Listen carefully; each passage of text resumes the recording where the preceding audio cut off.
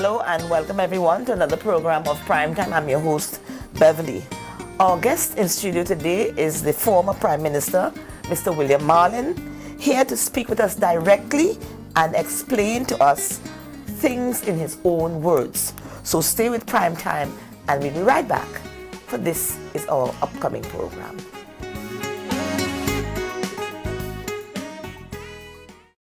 At Nagico, the things that matter to you matter to us. Like knowing you're covered when your house gets flooded, getting your settlements quickly and fairly when a fire hits your home, and making sure your business can keep going even after an accident happens on site. At Nagico, we're about much more than just insurance. We're about the big things and the small things that mean everything. Hey guys, did you know that now with Telcel, if you accumulate $25 or more within one calendar month, you get 15 more? 15 more? Yes, 15 more. However you want. So I can top up $3 now, $10 next week, and so on until I reach or pass $25? That's right. Get 15 more. Wow! I feel like a 15 again. Yeah. Right. Accumulate $25 or more within one calendar month and get 15 more. Telcel, when you want more. As I mentioned in my opening, my guest today is former Prime Minister, Mr. William Marlin, and he's kindly consented to be with us on the program. And so we have him here taking time off from his busy, is it busy schedule or not? Schedule always busy. Okay, thank you so much for joining us. And as usual, you've been a long time supporter of Primetime. So how are things? Well, Beverly, first of all, I want to say a pleasant good evening to your viewers and listeners. And how are things? Things are great. Things are great. Yeah. So after that political turmoil that you've been through the last couple of weeks, feeling bruised, or what's your psyche right now? I'm basically the same way that you know I've always been. Now probably more than ever focused on postulation and the election ahead of us. Why? Because I have more time now on my hands. Everybody who knows me know that whenever I'm in office, whether it's a commissioner, minister, prime minister, I go there to work. I do my work. I'm focused on what I do. Unfortunately, I'm probably, I don't know if I can say old school, because I know someone who is in her 90s and she's on Facebook and she hangs out on Facebook. So, when she retired, you can hardly say there were even computers around, let alone social media. But I'm one who has not been on social media and tend to do so soon. Because that's where seemingly everything is happening. And it is. There were things going on.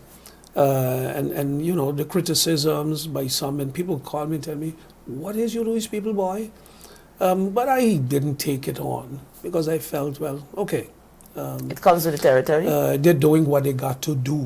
Didn't realize that they had already been planning to break the government, and the hurricane came, and they kind of used it to their advantage and found an ally as well in the Dutch government that had a problem with William Marlin over this whole integrity chamber affair. And so, hey, both allies teamed up, knowingly or not, but conveniently, and it was a Get William Marlin campaign. And in all my 39 years of being involved in the political arena, I've never had, in 39 years or 38 years and 10 months combined, I've never had this kind of mud slinging, everything that has gone wrong. If somebody, got a fine for speeding, I guess William Marlin was responsible. And if somebody fell off a roof, William Marlin was responsible. So it was the easiest thing to do, criticize William Marlin for everything. They want a mission to get rid of William Marlin. Well, unfortunately, the only way William Marlin will disappear would be by the ballot. If people say we no longer want you, we no longer trust you, not that I'm planning to stick around for the rest of my life, because one of the things that has started living its own life, it's like, oh, even the party got rid of him, which is absolutely not so. We had an agreement at the Congress of 2014, and the records are there to show that in 2018, when I would have been celebrating my 40th year in the political arena, that I would step down as leader and make way for Sylveria Jacobs to take over the leadership of the party. 2016, we ended up having elections, and she had some health issues dealing with. She said, no, not now. It came too soon upon me because her plan was 2018. Well, here it is that as soon as we announced that, we were dissolving Parliament and we were having elections at that time, it would have been in January. I told her, well, get ready. You got to rock and roll. So the transition officially is going to take place at our Congress the 20th of December. No, so can you honestly say that we as an island, are we ready for an election at this time? An election is giving the people, whenever you have a crisis in government, people decide the way forward. We have obviously a crisis in government, and it is the voters. Now, the strain and or the burden, so to speak, would be on the politician, not the voter. The voter, some have already made up their mind where their vote will go. And you're not dragging them, let's say, around the island on any campaign. You're not bombarding them. You're giving them an opportunity to express how they feel on what is taking place, the way forward. You're either for or against, let's say, a particular situation. So it is not forcing them to give up any weeks of activities. It is not demanding anything of them. It's a matter of getting out, cast your vote, and hope that your vote was well cast. But people are going through some adverse situation in their life, lack of houses and lack of jobs and so on. So you think that they can focus on elections at the moment? One of the interesting things that you have is that, again, blame William Marlin for the elections, while it is not William Marlin who created this crisis. We had a government. We had a government with a 10-seat majority. We had a government that was working well in the interest of the people of St. Martin. We had a government of high integrity. We had a government that was focused, that was results-oriented, that made sure we had balanced budgets, that our budgets were presented on time. For the first time in our history, the financial management of St. Martin was under control, and things were moving well in education, in justice, across the board. And here, for selfish political reasons, you get the Democratic Party teams up with the UP to destabilize the country. And then you want to turn around and blame the turmoil on somebody else. Okay, we need to take a break.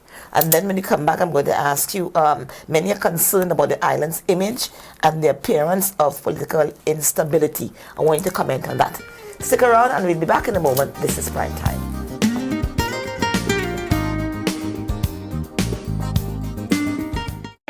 People all across St. Martin are switching to a more rewarding experience. The WIB MasterCard Fun Miles credit card, better known as My Card.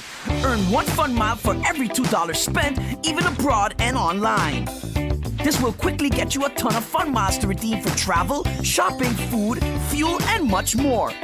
But there's more to My Card. Worldwide acceptance, an EMV chip for extra security, and 250 free fun miles with first use.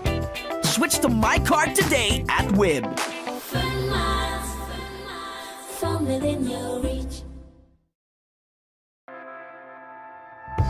A cruise is a great adventure, not only for passengers, also for us. The Port of St. Martin. our port always reflected the needs and aspirations of the time. From the first to the 1.75 millionth passenger in 2013. Our cruise story started in 1963 with our first cruise passenger.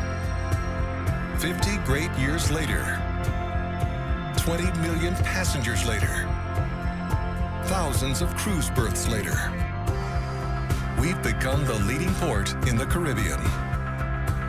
50 fantastic years. Like a dream. The dream of Port St. Martin lives on and reinvents itself every day. The best is yet to come. At Travel Planners, we love what we do.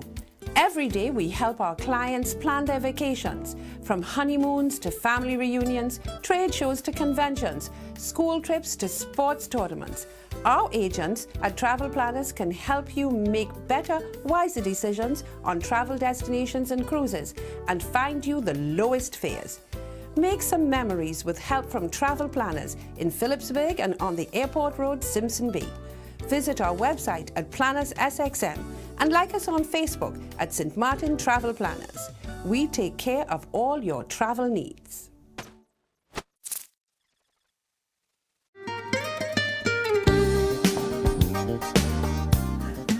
Welcome back and thank you very much for joining us. This is Prime Time and I'm speaking presently to former Prime Minister Mr. William Marlin, and he's here to get the facts straight and to explain his side of the story. So many, as we said before our break, many are concerned about the island's image and the appearance of political instability.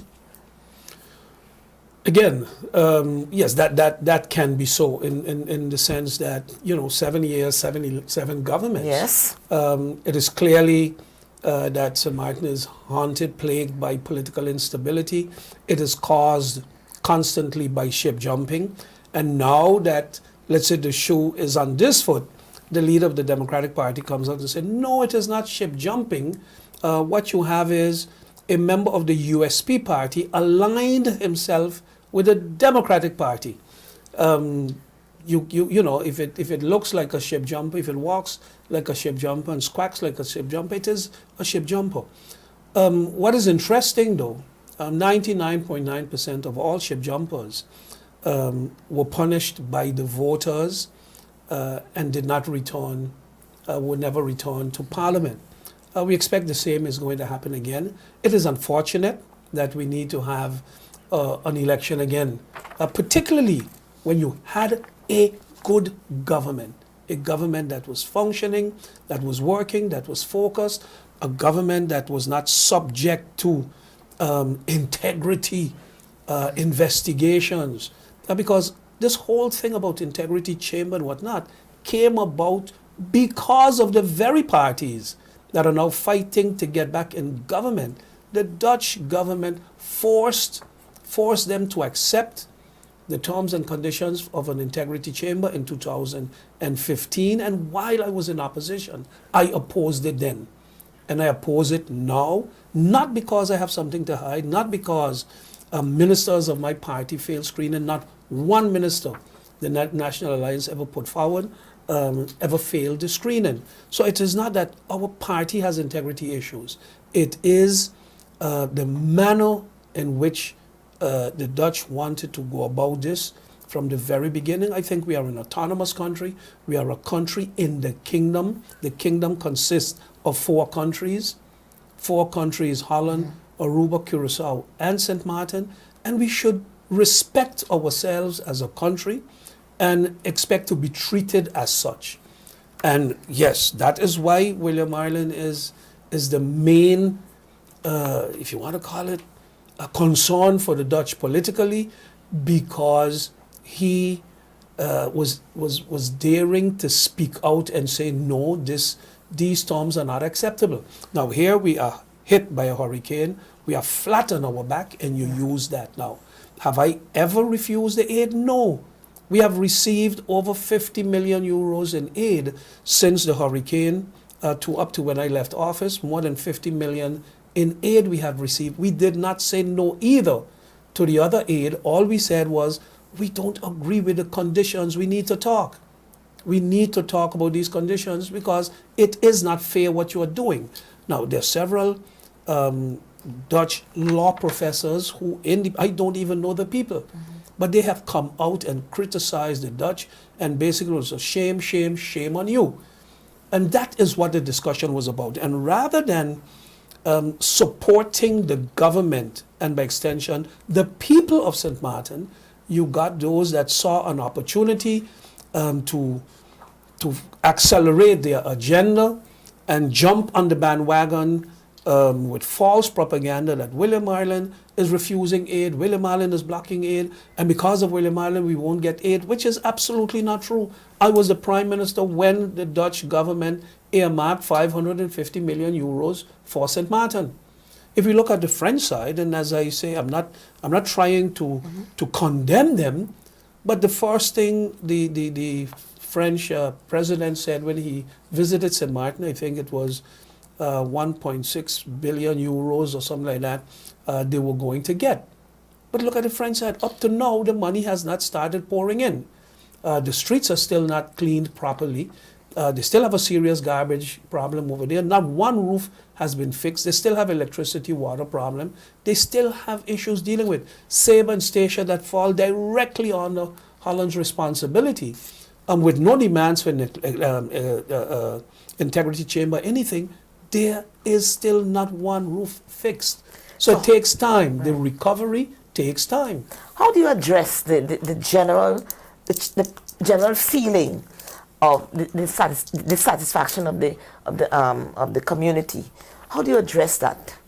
The public's dissatisfaction of how things are going on the island, whether it's hurricane recovery, what is our tourism product, what is our quality of living. I don't think there is, if you want to call it that, any anger. I think there is, of course, frustration. Any country that was hit by what I call a Category 7 hurricane would have frustration levels that are rising very high. My wife had to do surgery in Puerto Rico the week the hurricane hit St. Martin, actually the same day. So we could not leave. Finally, when we got through to make arrangements to travel, Maria came and hit Puerto Rico. So again, we could not travel. We ended up going now, the doctor diverted us to Miami. But Puerto Rico, a U.S. territory, is still in shambles because of the devastation of the hurricane. The Virgin Islands, the Turks and Caicos Islands, all the islands around here, Dominica, all of them that were hit by a Category 5, Category 6, 7 hurricane, all of them are still in the phase of emergency. The recovery has not yet started. People in St. Martin, luckily, many of them are still, let's say, on the payroll. But soon the time will come that people will be completely out of a job. There are already some people who are out of a job. This afternoon I spoke to a taxi driver, friend of mine. And hold that thought. Yes. We'll take a break and when we're back, don't forget to subscribe on YouTube and Facebook for this program and any other programs. We'll be back in a quick moment. The Daily Herald is my first source for up-to-date information and news. Putting together this program of prime time requires research and knowledge of current events. For local news, regional and international news, do read the Daily Herald. Hey guys, did you know that now with Telcel, if you accumulate $25 or more within one calendar month, you get 15 more? 15 more? Yes, 15 more. However you want. So I can top up $3 now, $10 next week, and so on until I reach or pass $25? That's right. Get 15 more. Wow! I feel like a 15 again. Yeah.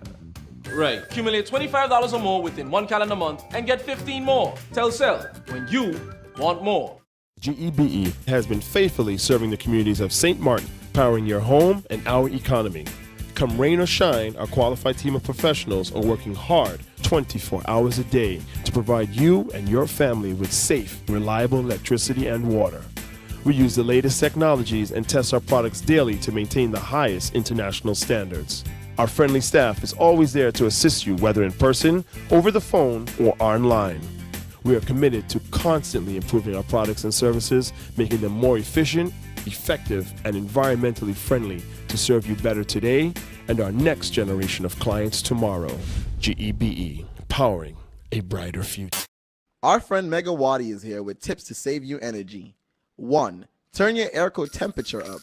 2. Use a ceiling fan instead. 3. Buy energy-saving products. Save some green with NVGEBE. As you were saying about the taxi driver. No, I was speaking with a taxi driver friend of mine. I said, hey, the first ship came back today. How are things? He said, well, William, I'm going to tell you to be honest, I'm happy.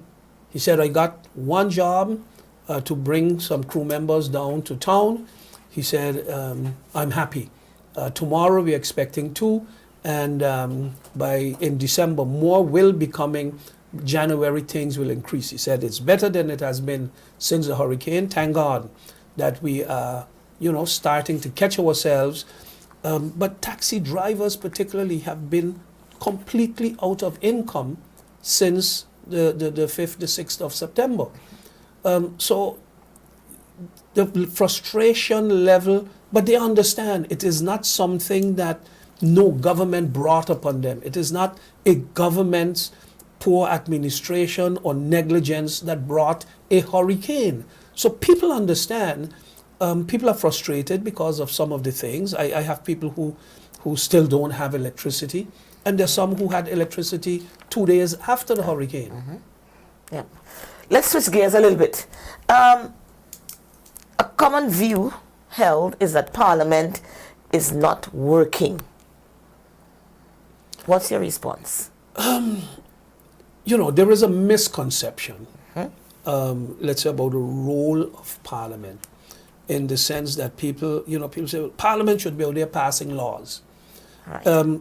Parliament cannot function in a vacuum in terms of wake up every morning. It's like, what do we want the members of Parliament to do? Wake up every morning, go and pass laws. We have laws. We have an abundance of laws. What Parliament has to do first and foremost is exercise control over government.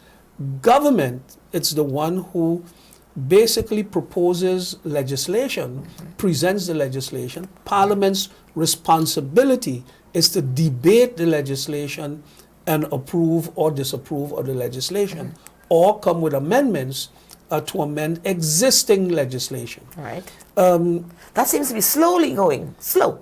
Not a lot of laws have been passed. You know what is unfortunate, Beverly, that oftentimes Parliament speaks the least when they're debating a law. They talk when it's the political rhetoric. They talk and they talk and they talk and they ask questions and they ask questions and they ask questions, and the meeting is adjourned. When it's legislation, oftentimes you hear 1, 2 speakers. The minister in charge usually would, let's say, present the legislation. There are 1 or 2 questions, and there's a vote. Usually it's a unanimous vote on the legislation. So the public doesn't even realize sometimes that, hey, today legislation went down. And that is where I think Parliament could do much better in terms of be better prepared to debate the legislation. One of the things that I think was missing since 2010, we rushed through the approval of our laws for country St. Martin. Besides our constitution, we had some 38 organic laws that was specifically St. Martin legislation, our electoral law, and you name it, many of them. Up till today, 7 years after, Parliament has not really had a serious review of the legislation to see if it is properly fine-tuned, if it is applicable, if there are any little loopholes. And we are discovering as we go along. We just discovered, for instance, in the electoral law, there are several little loopholes that need cleaning up. And Parliament needs to focus on these kind of things. So let's go back to improving the years coming. All right, let's go switch gears and comment on the recent royal visit. What is the status of your relationship with the Dutch? Beverly, I was not here during the royal visit. I never had a problem. William Marlin, never had a problem with the Dutch. I would quicker say the Dutch have a problem with William Marlin because William Marlin is not bowing his head, you know, like that despicable cartoon that was placed in the Herald by the Socialist Party in Holland as what they call contribution to freedom of speech, where you see a tall Dutchman lecturing at a little black boy with nappy hair, and there was a word in the background, I think, recovery aid. There was something, I can't remember exactly now. That is how I guess they see us. That is how they see the relationship, that they have to talk down to us, that they have to lecture to us, and we have to be obedient. And if you are not obedient, then you are punished. So William Marlin has to be brought down because William Marlin is not obedient. I am not disobedient in the sense of I am picking any problems. No, I am not. I am the easiest guy to get along with. I am just straightforward about certain issues. And finally, are you going to be contesting the upcoming elections? Oh, absolutely, yes. During my farewell press briefing, you know, I basically said that I put my future, my political future, in the hands of the people of St. Martin. Stepping down as leader had nothing to do with retiring from politics. I will one day soon, because as I say, I'm not an old guy, but I've been around the political scene now for the past 39 years. But what we miss in St. Martin, let's say the political elders across the board, there are too many politicians, let's say, who have died too soon. The late Vance James, Marvin Scott, Camille Bailey, Edgar Lynch, too many of them that went along too soon. Best of luck. Thank you very much for taking time off and joining on the program. Lottery. I need support. Thank you. This has been Prime, and thank you so much for joining us, and I'll see you next week, and season's greetings.